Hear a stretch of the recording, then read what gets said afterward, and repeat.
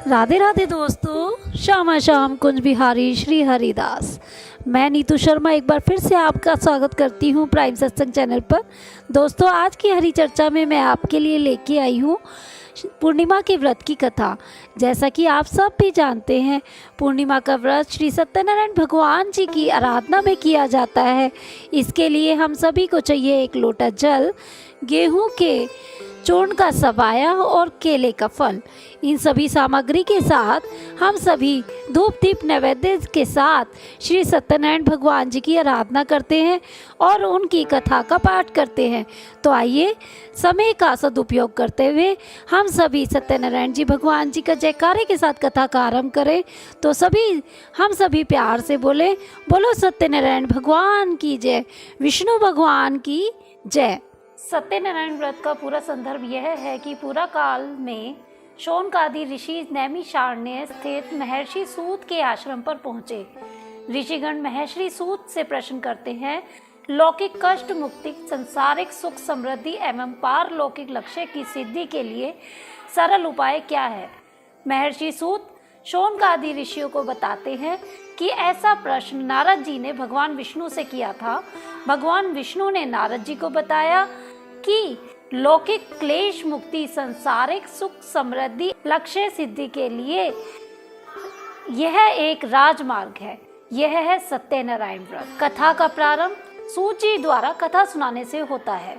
नारद जी भगवान श्री विष्णु के पास जाकर उनकी स्तुति करते हैं।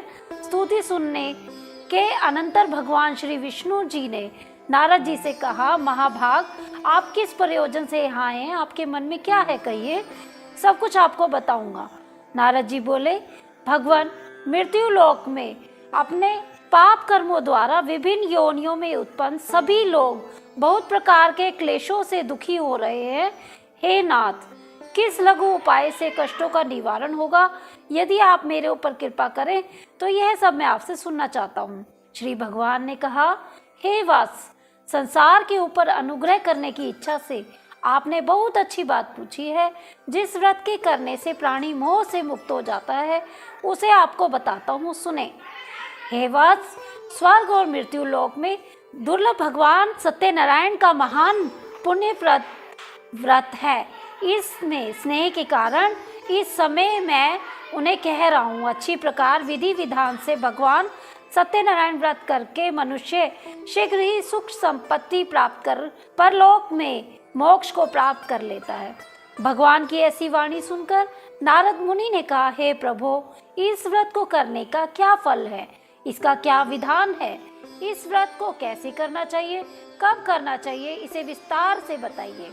सत्यनारायण व्रत दुख शोक आदि का शमन करने वाला, धन धान्य की वृद्धि करने वाला, सौभाग्य और संतान देने वाला तथा सर्वत्र विजय प्रदान करने वाला है। जिस किसी ने भी इस व्रत को श्रद्धा से किया है, मनुष्य ब्राह्मणों और बंधु बांधवों के साथ धर्म में तत्पर होकर सायकाल भगवान सत्यनारायण की पूजा करे। नैवेद्य के रूप में उत्तम कोटि के भोजनीय पदार्थ को सवाया मात्रा में भक्ति पूर्वक अर्पित करना चाहिए। केले के फल, घी, दूध, गेहूं का चूर्ण अथवा गेहूं के चूर्ण के अभाव में साठी, चावल का चूर्ण, शक्कर या गुड़, यह सब भक्ष्य सामग्री सवाया मात्र में एकत्र कर निवेदित करनी चाहिए। बंधु बांधवों के साथ श्री सत्यनारायण भगवान की कथा सुनकर ब्राह्मणों को दक्षिणा देनी चाहिए।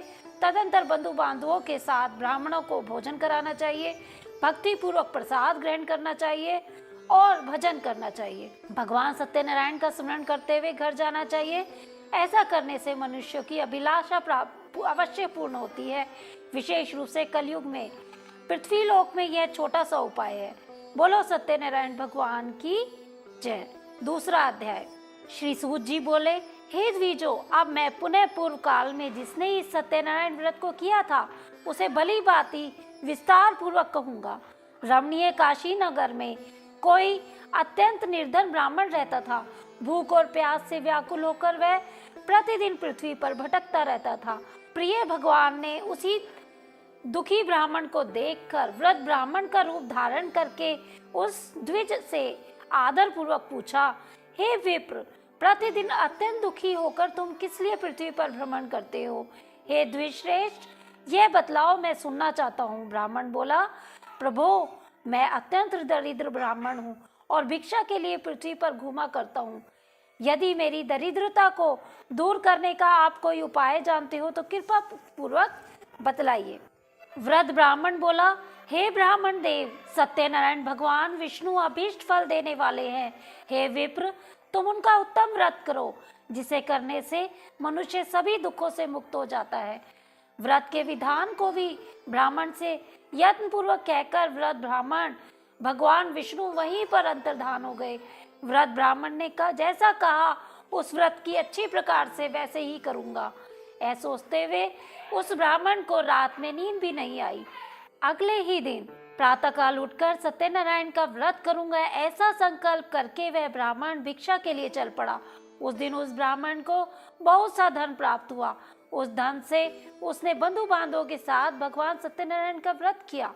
इस व्रत के प्रभाव से वह श्रेष्ठ ब्राह्मण सभी दुखों से मुक्त होकर समस्त संपत्तियों से संपन्न हो गया। उस दिन से लेकर प्रत्येक महीने उसने वह व्रत किया और भगवान सत्यनारायण के इस व्रत को करके वह श्रेष्ठ ब्राह्मण सभी पापों से मुक्त हो गया और उसने दुर्लभ मोक्ष प्राप्त किया। हे विप्र, पृथ्वी पर जब भी कोई मनुष्य सत्यनारायण का व्रत करेगा, उसी समय उसके समस्त दुख नष्ट हो जाएंगे। इस प्रकार भगवान नारायण ने महात्मा नारद जी से कहा, मैंने वह सब आप लोगों से कह दिया, आगे और क्या कहूँ। हे मुने, इस पृथ्वी पर उस ब्राह्मण से सुने हुए इस व्रत को किसने किया, हम सब वह सुनना चाहते हैं। उस व्रत पर हमारी श्रद्धा हो रही है। श्री सूत जी बोले, मुनियों, पृथ्वी पर जिसने यह व्रत किया उसे आप लोग सुने। एक बार वह द्विश्रेष्ठ अपनी धन संपत्ति के अनुसार परिवारजनों के साथ व्रत करने के लिए उद्यत हुआ। इसी बीच एक लकड़हारा वहां आया और लकड़ियां बाहर रखकर ब्राह्मण के घर गया। प्यास से व्याकुल वह ब्राह्मण को व्रत करता देख प्रणाम करके उससे बोला, हे प्रभु, आप ये क्या कर रहे हैं और इस व्रत को करने का क्या फल की प्राप्ति होती है, विस्तार पूर्वक मुझे कहिए। विप्र ने कहा, यह सत्यनारायण का व्रत है जो सभी मनोरथों को प्रदान करने वाला है। उसी के प्रभाव से मुझे यह सब महान धन धान्य प्राप्त हुआ है। जल पीकर प्रसाद ग्रहण करके वह नगर चला गया। सत्यनारायण देव के लिए मन में ऐसा सोचने लगा कि आज जो लकड़ियां बिकेंगी, जो धन प्राप्त होगा, उस धन से मैं सत्यनारायण का श्रेष्ठ व्रत करूंगा। इस प्रकार मन में चिंतन करता हुआ लकड़ी को मस्तक पर रखकर सुंदर नगर में गया, जहाँ पर धन संपन्न लोग रहते थे। उस दिन उसे लकड़ी का दुगना मूल्य प्राप्त हुआ। इसके बाद प्रसन्न हृदय होकर वह केले का फल, शर्करा, घी, दूध, गेहूं का चूर्ण सवाया मात्रा में लेकर अपने घर आया। तत्पश्चात उसने बांधवों को बुलाकर विधि विधान से भगवान श्री सत्यनारायण का व्रत किया। इस व्रत के प्रभाव से वह धन पुत्र से संपन्न हो गया। इस लोक में अनेक सुखों को भोग कर अंत में सत्यपुर अर्थात वैकुंठ को चला गया। बोलो सत्यनारायण भगवान की जय। तीसरा अध्याय। श्री सूत जी बोले, श्रेष्ठ मुनियों, अब मैं पुनः आगे की कथा कहूँगा, आप लोग सुनिए। प्राचीन काल में उल्कामुख नाम का एक राजा होता था। वह जितेंद्रिय, सत्यवादी, अत्यंत बुद्धिमान था। वह विद्वान राजा प्रतिदिन देवालय जाता था, ब्राह्मणों को धन देकर संतुष्ट करता था। कमल के समान मुख वाली उसकी धर्म पत्नी शील, विनय, सौंदर्य आदि गुणों से संपन्न थी। राजा एक दिन अपनी धर्म पत्नी के साथ भद्रशिला नदी के तट पर श्री सत्यनारायण का व्रत कर रहा था। उसी समय व्यापार के लिए अनेक प्रकार की पुष्कल धनराशि से संपन्न एक साधु नाम का बनिया वहां आया। भद्रशिला नदी के तट पर नाव को स्थापित कर वह राजा उसके समीप गया और राजा को उस व्रत में दीक्षित देख विनय पूर्वक पूछने लगा। साधु ने कहा, राजन, आप भक्तियुक्त चित्त से ये क्या कर रहे हैं? कृपया मुझे बताइए, मैं सुनना चाहता हूँ। राजा बोला, हे साधो, पुत्र आदि की प्राप्ति की कामना से मैं अपने बंधु बांधवों के साथ अतुल तेज संपन्न भगवान विष्णु का व्रत एवं पूजन कर रहा हूँ।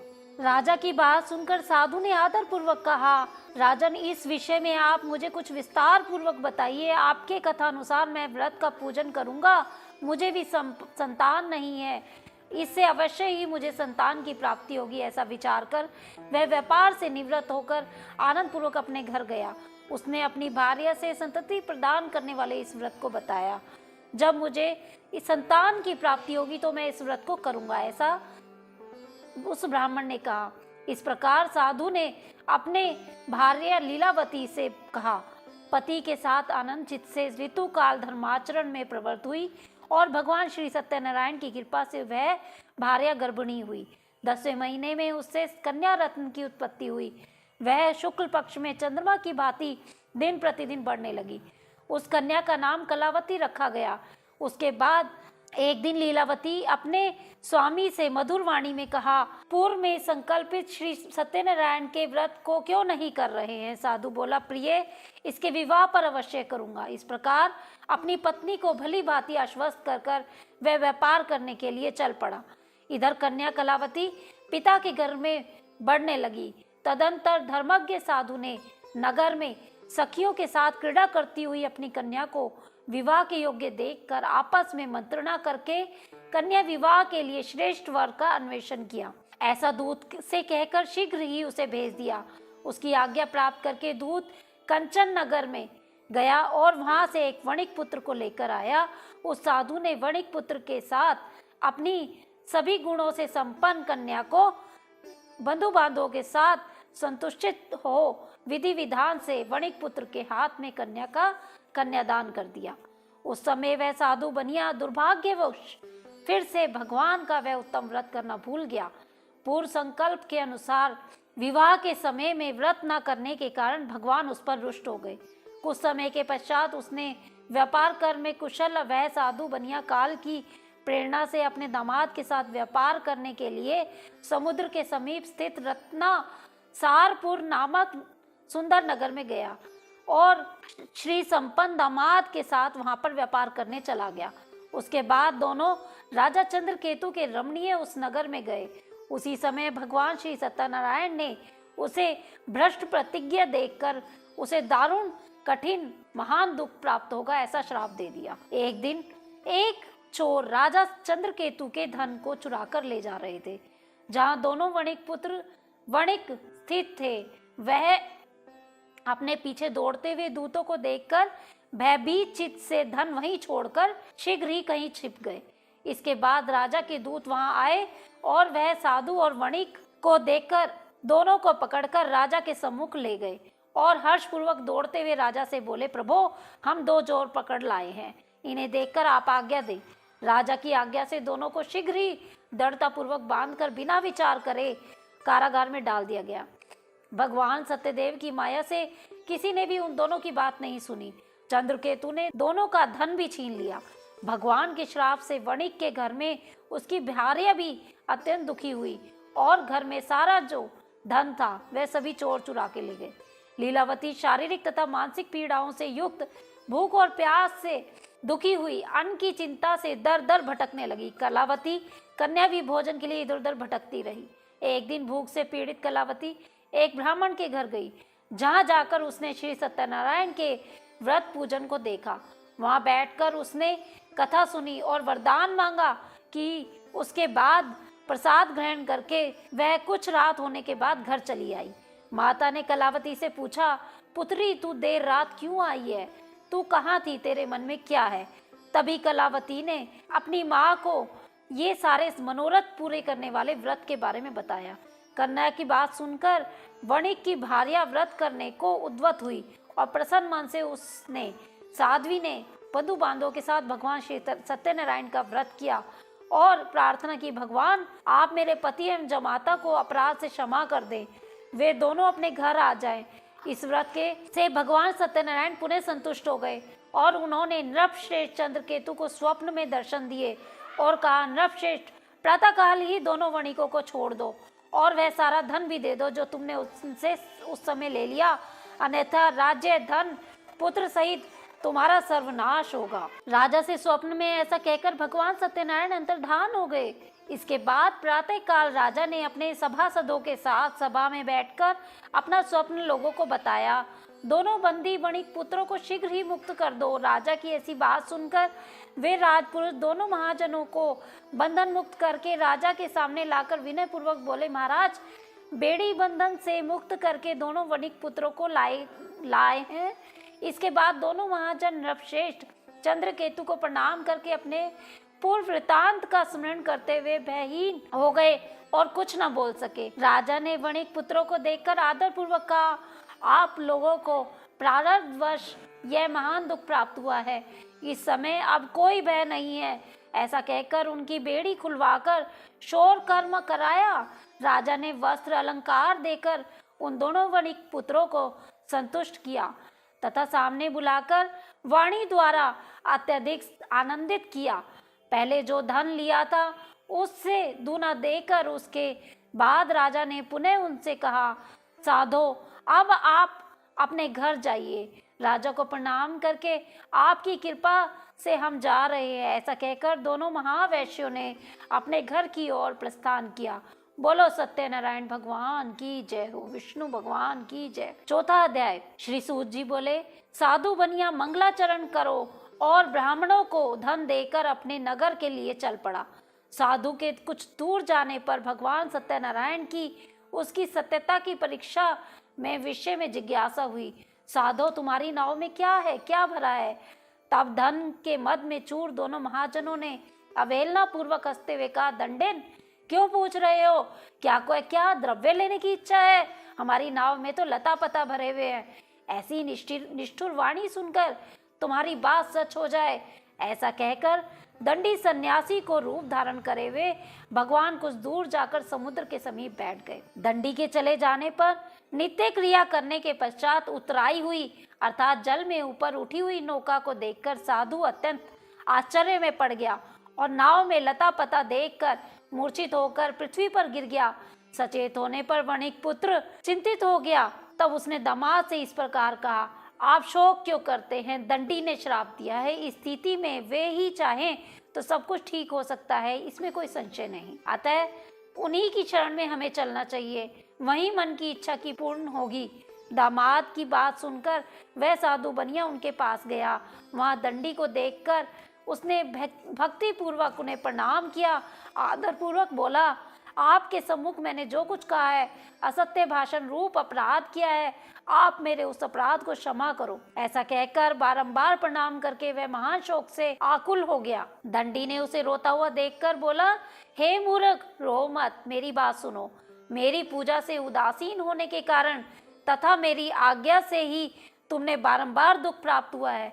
भगवान की ऐसी वाणी सुनकर यह स्तुति करने लगा।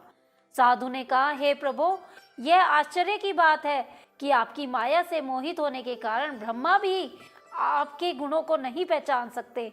फिर मैं मूर्ख आपकी माया को मोहित होने के कारण कैसे जान सकता हूँ? आप प्रसन्न होइए, मैं अपनी धन संपत्ति के अनुसार आपकी पूजा करूँगा। आपकी शरण में आया हूँ। मेरा जो नौका में स्थित धन है, कृपया करके मेरी रक्षा कीजिए, उसमें फिर से धन भर दीजिए। उस बनिया की भक्ति युक्ति वाणी सुनकर भगवान जनार्दन संतुष्ट हो गए। भगवान हरि उसे अभीष्ट वर प्रदान करके वहीं से अंतर्धान हो गए। उसके बाद वह साधु अपनी नौका में चढ़ा और उसे धन धान्य से परिपूर्ण देखकर भगवान सत्यदेव की कृपा से हमारा मनोरथ सफल हो गया है, ऐसा कहकर स्वजनों के साथ उसने भगवान की विधिवत पूजा की। भगवान श्री सत्यनारायण की कृपा से आनंद से परिपूर्ण हो गया और नाव को प्रयत्न पूर्वक संभाल कर उसने अपने देश की तरफ प्रस्थान किया। साधु बनिया ने अपने दामाद से कहा, वह देखो मेरी रत्नपुर नगरी दिखाई दे रही है। इसके बाद उसने धन की रक्षक दूत को अपने आगमन का समाचार देकर अपनी नगरी की तरफ भेजा। उसके बाद उस दूत ने नगर में जाकर साधु की भार्या को हाथ जोड़कर प्रणाम किया और अभीष्ट बात कही। सेठ जी अपने दामाद के साथ बंधु वर्गों के साथ बहुत सारे धन के साथ संपन्न होकर नगर की ओर आ रहे हैं। दूत के मुख से यह बात सुनकर महान आनंद से विहल हो गई और उस साध्वी ने श्री सत्यनारायण भगवान की पूजा करके अपनी पुत्री से कहा, मैं साधु के दर्शन के लिए जा रही हूँ, तुम शीघ्र आओ। माता की ऐसे वचन को सुनकर व्रत को समाप्त करके प्रसाद का परित्याग कर वह कलावती भी अपने पति के दर्शन करने के लिए चल पड़ी। इससे भगवान सत्यनारायण फिर से रुष्ट हो गए और उन्होंने उसके पति को तथा नौका को धन के साथ हरण करके जल में डुबो दिया। इसके बाद कलावती कन्या अपने पति को न देख महान शोक से रुदन करती हुई पृथ्वी पर गिर पड़ी। नाव का आदर्शन तथा कन्या को अत्यंत दुखी में देख भयभीत मन से साधु बनिया ने सोचा, यह क्या आश्चर्य हो गया। नाव का संचालन करने वाले भी चिंतित हो गए। तदंतर यह लीलावती भी कन्या को देखकर विह्वल हो गई। अत्यंत दुख के साथ विलाप करती हुई अपने पति से इस प्रकार बोली, अभी अभी नौका के साथ यह कैसे अलक्षित हो गया। न जाने किस देवता की उपेक्षा से यह नौका का हरण हो गया है, अथवा श्री सत्यनारायण का महात्म कौन जान सकता है। ऐसा कहकर स्वजनों के साथ विलाप करने लगी और कलावती कन्या को गोद में लेकर रोने लगी। कलावती कन्या भी अपने पति को नष्ट हो जाने के कारण बहुत दुखी थी। पति की पादुका लेकर अनुगमन करने के लिए उसने मन में निश्चय किया। कन्या के इस प्रकार आचरण को देखकर भार्या सहित वह धर्मज्ञ साधु बनिया अत्यंत शोक संतप्त हो गया और सोचने लगा, या तो भगवान सत्यनारायण ने यह अपहरण किया है, अथवा हम सभी भगवान सत्यदेव की माया से मोहित हो गए हैं। अपनी धन शक्ति के अनुसार मैं भगवान श्री सत्यनारायण की पूजा करूंगा। सभी को बुलाकर इस प्रकार कहकर उसने अपने मन में इच्छा प्रकट की कि बारंबार भगवान सत्यदेव को दंडवत प्रणाम किया। इससे दोनों के परिपालक भगवान सत्यदेव प्रसन्न हो गए। भक्त वत्सल भगवान ने कृपा पूर्वक कहा, तुम्हारी कन्या प्रसाद छोड़कर अपने पति को देखने चली आई है। निश्चय ही इसी कारण उसका पति अदृश्य हो गया है। यदि वह घर जाकर प्रसाद ग्रहण करके वह पुनः आए तो साधु बनिया तुम्हारी पुत्री पति को प्राप्त करेगी, इसमें संशय नहीं। कन्या कलावती भी आकाश मंडल से ऐसी वाणी सुनकर शीघ्र ही घर गई और प्रसाद ग्रहण करके आई। पुनः आकर स्वजनों तथा अपने पति को देखा। तब कलावती कन्या ने अपने पिता से कहा, अब तो घर चले, विलंब क्यों कर रहे हैं। कन्या की बात सुनकर वणिक पुत्र संतुष्ट हो गया और विधि विधान से भगवान सत्यनारायण का पूजन किया। धन तथा बंधु बांधवों के साथ अपने घर गया। तदंतर पूर्णिमा तथा संक्रांति पर्वों पर भगवान सत्यनारायण का पूजन करते हुए इस लोक में सुख भोग कर अंत में वह सत्यपुर बैकुंठ लोक में चला गया। बोलो सत्यनारायण भगवान की जय, विष्णु भगवान की जय।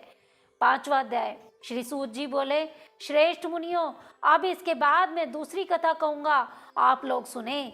अपनी प्रजा के पालन करने तदंतर तुंगध्वज नाम का एक राजा था। उसने सत्यदेव का प्रसाद का परित्याग करके बहुत दुख प्राप्त किया। एक बार वह वन में जाकर बहुत से पशुओं को मारकर वट वृक्ष के नीचे आया। वहां उसने देखा कि गोपगण बंधु बांधवों के साथ संतुष्ट होकर भक्ति पूर्वक भगवान सत्यदेव की पूजा कर रहे हैं। राजा यह देखकर भी अहंकारवश ना गया और ना ही उसने भगवान सत्यनारायण को प्रणाम किया। पूजन के बाद सभी गोपगण भगवान का प्रसाद राजा के समीप रखकर वहां से लौट आए और इच्छानुसार उन सभी ने भगवान का प्रसाद ग्रहण किया। इधर राजा का प्रसाद का परित्याग करने से बहुत दुख हुआ। उसका संपूर्ण धन धान्य सभी 100 पुत्र नष्ट हो गए। राजा ने मन में यह निश्चय किया कि अवश्य ही भगवान सत्यनारायण ने हमारा नाश किया है, इसलिए मुझे वहां जाना चाहिए जहां पर सत्यनारायण का पूजन हो रहा था। ऐसा मन में निश्चय किया और राजा गोपगणों के समीप वहां गया। उसने गोपगणों के साथ भक्ति श्रद्धा से युक्त होकर भक्ति पूर्वक भगवान सत्यदेव की पूजा की। भगवान सत्यदेव की कृपा से वह पुनः धन और पुत्रों से संपन्न हो गया तथा इस लोक में सभी सुखों को भोग कर अंत में सत्यपुर वैकुंठ लोक को प्राप्त हुआ। श्री सूत जी कहते हैं, जो व्यक्ति इस परम दुर्लभ श्री सत्यनारायण व्रत को करता है और पुण्यमयी तथा फल प्रदायिनी भगवान की कथा को भक्ति युक्त होकर सुनता है, उसे भगवान सत्यनारायण की कृपा से धन धान्य आदि की प्राप्ति होती है। दरिद्र धनवान बन जाता है, बंधन में पड़ा हुआ बंधन मुक्त हो जाता है, डरा हुआ भक्ति भय मुक्त हो जाता है। यह सत्य बात है, इसमें संशय नहीं। इस लोक में वह सभी इसे फलों को भोग करके अंत में सत्यपुर बैकुंठ लोक को जाता है। कलयुग में भगवान सत्यदेव की पूजा विशेष फल प्रदान करने वाली है। भगवान विष्णु को ही कुछ लोग काल, कुछ लोग सत्य, कुछ लोग ईश, सत्यदेव, कुछ लोग सत्यनारायण नाम से जानेंगे। अनेक रूप धारण करने के कारण भगवान सत्यनारायण सभी का मनोरथ सिद्ध करेंगे। कलयुग में सनातन भगवान श्री विष्णु ही सत्यव्रत रूप धारण करके सभी का मनोरथ पूर्ण करने वाले सत्यनारायण की कृपा से उनके सभी पाप नष्ट हो जाएंगे। हे मुनीश्वरों, पूर्व काल में जिन लोगों ने भगवान सत्यनारायण का व्रत किया है उसके अगले जन्म का वृतांत कहता हूँ, आप लोग सुने। महान प्रज्ञा संपन्न शतानंद नाम के ब्राह्मण सत्यनारायण व्रत करके प्रभाव से दूसरे जन्म में सुदामा नामक ब्राह्मण हुए और उस जन्म में भगवान श्री कृष्ण का ध्यान करके उन्होंने मोक्ष प्राप्त किया।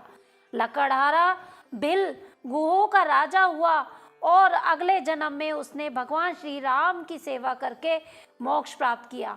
महाराज उल्कामुख दूसरे जन्म में राजा दशरथ हुए, जिन्होंने श्री रंगनाथ जी की पूजा करके अंत में वैकुंठ को प्राप्त किया। इसी प्रकार धार्मिक और सत्यव्रती साधु पिछले जन्म में सत्यव्रत के प्रभाव से दूसरे जन्म में मोरध्वज नामक राजा हुआ। उसने आरे से चीर कर अपने पुत्र की आदि देह भगवान विष्णु को समर्पित कर मोक्ष प्राप्त किया। महाराजा तुंगध्वज जन्म जन्मांतर में स्वयं शंभु मनु हुए और भगवत संबंधी संपूर्ण कार्यों का अनुष्ठान करके बैकुंठ लोक को प्राप्त हुए। जो गोपगण थे वो सब जन्म जन्मांतर तक ब्रजमंडल में निवास करने वाले गोप हुए और सभी राक्षसों का संहार करके उन्होंने भी भगवान को शाश्वत धाम गोलोक को प्राप्त किया। इस प्रकार श्री स्कंद पुराण के अंतर्गत रेखाखंड में श्री सत्यनारायण कथा का 5वां अध्याय पूर्ण हुआ। बोलो सत्यनारायण भगवान की जय, विष्णु भगवान की जय। इसी प्रकार श्री सत्यनारायण जी की आरती इस प्रकार है। जय श्री लक्ष्मी रमणा स्वामी, जय श्री लक्ष्मी रमणा सत्यनारायण स्वामी, जन पातक हरणा। जय श्री लक्ष्मी रमणा रत्न जड़ित सिंहासन, अद्भुत छवि राजे स्वामी, अद्भुत छवि राजे। नाद करद निरंतर घंटा ध्वनि बाजे, ओम जय लक्ष्मी रमणा। प्रगट भय कलिकार, द्विज को दर्श दियो स्वामी, द्विज को दर्श दियो।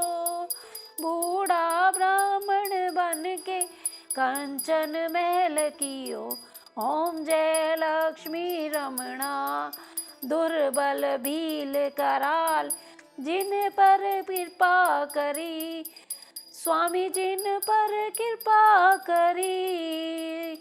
चंद्रचूड़ एक राजा, तिनकी विपति हरी, ओम जय लक्ष्मी रमणा। वैश्य मनोरथ पायो, शरदा तज दीनी स्वामी, शरदा तज दीनी। सो फल भोग्य प्रभु जी, फेर स्तुति कीनी, ओम जय लक्ष्मी रमणा। भाव भक्ति के कार, छिन छिन रूप धरो, श्रद्धा धारण कीनी, जन को काज सरो, ओम जय लक्ष्मी रमणा। ग्वाल बाल संग राजा, बन में भक्ति करी, मन वांछित फल दीना, दीन दयाल हरि, ओम जय लक्ष्मी रमणा। चढ़द प्रसाद सवाया, कदली फल मेवा, धूप दीप तुलसी से राजी सत्य देवा, ओम जय लक्ष्मी रमणा। श्री सत्यनारायण जी की आरती जो कोई नर गावे, कहत शिवानंद स्वामी, मन वांछित फल पावे, ओम जय लक्ष्मी रमणा। बोलो सत्यनारायण भगवान की जय, विष्णु भगवान की जय। इसी प्रकार आप सभी गेहूं और साठी के चूर्ण के सवाया का तुलसी के साथ सत्यनारायण जी को भोग लगाएं और चांद देखकर उनको अर्घ्य देकर भोजन ग्रहण करें। बोलो सत्यनारायण भगवान की जय, विष्णु भगवान की जय।